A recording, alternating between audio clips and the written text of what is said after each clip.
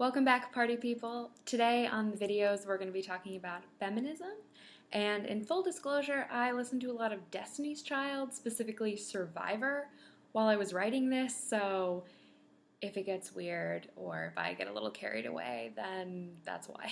Our last two videos concern themselves with authenticity and how women, I think in particular, are expected to be authentic. And I can see how the expectation for women to be authentic can be both good and bad. It's bad because it discounts creativity, and the whole idea of authenticity and what that means is kind of suspect to begin with. But I do understand why people crave authenticity from women in media, especially in conjunction with Photoshop and maybe those elaborate Instagram posts that young girls are seeing and wanting to emulate, but maybe can't understand why they don't look the same.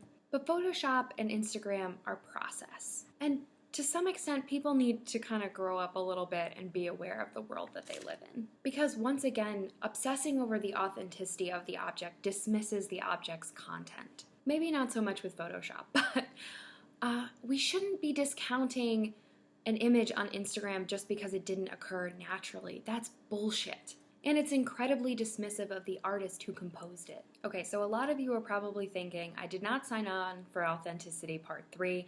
Where is the Beyonce that you kind of promised us earlier? Well, here it is. I woke up like this. Beyonce didn't wake up like that. Beyonce took hours to look like that. But she tells us in the song Flawless, ladies, tell them I woke up like this. Essentially, who cares that that's not how Beyonce woke up? Appreciate the art that is her face and watch her slay. I'm taking the time to talk about authenticity again in my feminist video because it is precisely this issue with authenticity or inauthenticity that allows me to make claims about feminism in the importance of being earnest, and with Cecily in particular. Who cares that Cecily's letters or texts in my videos aren't real? Who cares that her diary isn't an actual history of her life? Don't get hung up on that. Laugh at it, sure, it's really funny. But think about how Cecily created a world for herself and it came true.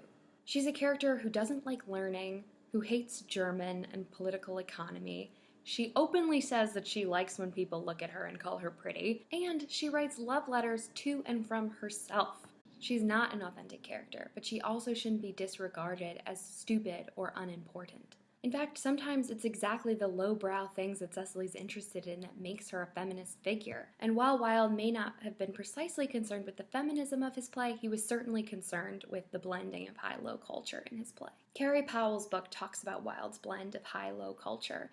He says that Wilde composed the importance of being earnest with a thorough knowledge of farce. He says that Wilde adheres to a lot of the tropes of farce before eventually deviating from it, allowing characters to think as well as act. For Powell, pairing thinking with action allows the absurdity of the play to become more than just theatrical style. In the same way, the absurdity of Cecily is what gives her power, and a system that would have her sit down and look pretty and wait for a guy to come and court her. She doesn't do that. She creates opportunities for herself. She creates a future for herself. In fact, the only thing that Cecily lays out for herself in the beginning of the play that she doesn't get at the end is that she doesn't get to marry a guy named Ernest. And that makes sense, doesn't it? Cecily never got anything by being earnest. So Cecily might be kind of crazy, but her crazy is pretty powerful. And to discount her as crazy is to discount the power that she has in the play. It's easy to dismiss Cecily as girlish and ridiculous. It's easy to say that she doesn't have any value because she doesn't value the things that society deems important. But that would be a mistake, and it would be, frankly, pretty rude to both me and Cecily.